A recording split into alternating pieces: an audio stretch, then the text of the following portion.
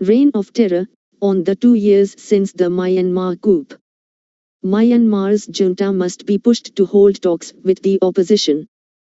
2 years after it captured power through a coup, Myanmar's military is struggling to maintain its grip on power in a country that has become a land of many mutinies.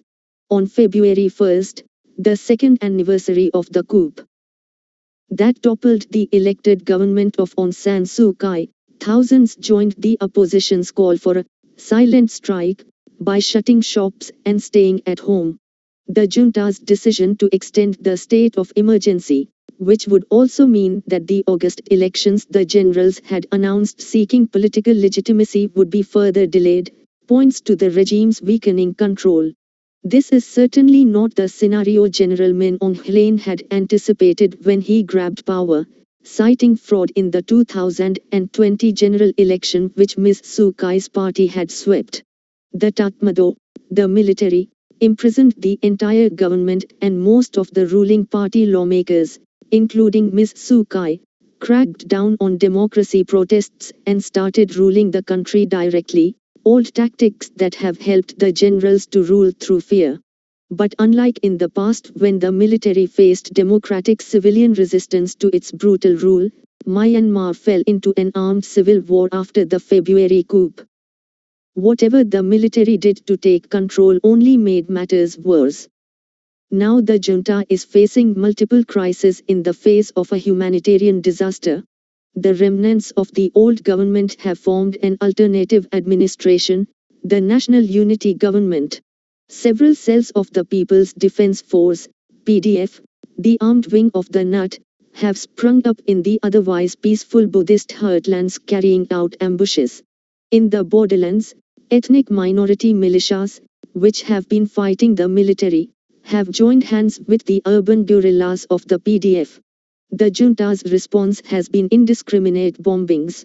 Since the coup, some 3,000 civilians have been killed, 40,000 houses destroyed and about 1.5 million people displaced. According to the UN, some 17.6 million people, roughly a third of Myanmar's population, will need humanitarian assistance. The junta is neither interested in nor capable of addressing these problems. And the war it is fighting against its own people is not helping the general's cause either. A report by the Special Advisory Council for Myanmar, an independent group of international experts, says the junta has stable control over only 17% of the country. This is an unprecedented scenario. What Myanmar urgently needs is meaningful dialogue between the junta and the opposition to restore democracy and start talks with ethnic rebels.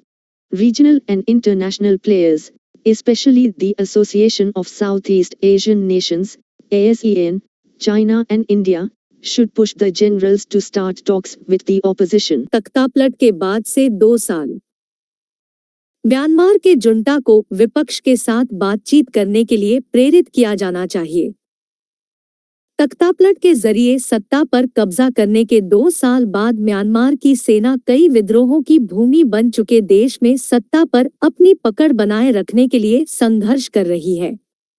आंग सान सू की की निर्वाचित सरकार को गिराने वाले तख्तापलट की दूसरी वर्षगांठ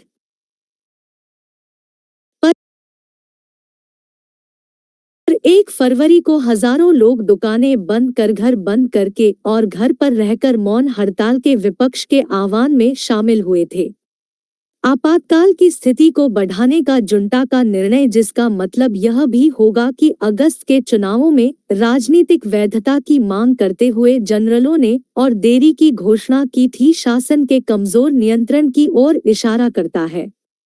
जनरल मिन आंग हलांग ने 1 के आम चुनाव में धोखाधड़ी का हवाला देते हुए सत्ता संभालने के दौरान निश्चित रूप से ऐसा परिदृश्य नहीं देखा था।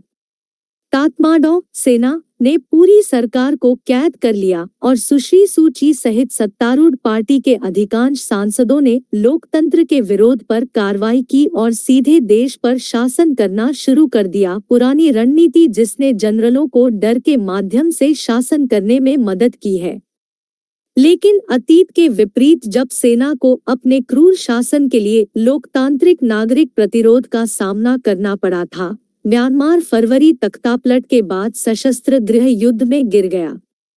सेना ने नियंत्रण लेने के लिए जो कुछ भी किया, उसने मामलों को और खराब कर दिया। अब जुंटा मानवीय आपदा के सामने कई संकटों का सामना कर रहा है।